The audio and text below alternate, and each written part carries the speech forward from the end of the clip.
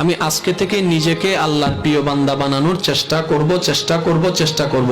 তাহলে আপনাকে কিছু কাজ করতে হবে, কিছু কাজ বাদ দিতে হবে। তোর মধ্যে একটা কাজ হচ্ছে হিংসা বাদ দিতে হবে, ঝগড়া বাদ দিতে হবে, রাগ বাদ দিতে হবে, অহংকার বাদ দিতে হবে, লোভ করা বাদ দিতে হবে, অন্যের বদনাম করা বাদ দিতে হবে, অন্যের ক্ষতি করা বাদ দিতে হবে, কাউকে টেনে নামানো বাদ দিতে হবে, অন্যের পথে কাটা দেওয়া বাদ দিতে হবে, কারোর রাস্তায় বাঁধা হওয়া বাদ দিতে হবে, কারোর বিরুদ্ধে বলা বাদ দিতে হবে। তো এগুলো বাদ দিবেন কিভাবে? নবীর একটা হাদিস সবসময় মনে রাখবেন, আক্কিফুল লিসান, ও আমার উম্মত, সফল যদি হতে চাও জিহ্বার মধ্যে তালা লাগাই দাও। যতটুকু বলার ততটুকু বলবা, বেশিও বলবা না, কমও বলবা না। কারণ জিহ্বা বেশি চলতে থাকলে তোমার ইচ্ছা না থাকলেও বদনাম হয়ে যাবে, গীবত হয়ে যাবে, অন্যের বিরুদ্ধে লাগা হয়ে যাবে, অন্যের বদনাম হয়ে যাবে, অন্যের বিরুদ্ধে কথা বলা হয়ে যাবে। ওই বলাটা যখন তার কাছে যাবে সেটা রাগে পরিণত হবে, অহংকারে পরিণত হবে, হিংসায় পরিণত হবে। তারপর তোমাদের বন্ধুত্বের ভিতরে অশান্তি চলে আসবে, সম্পর্কের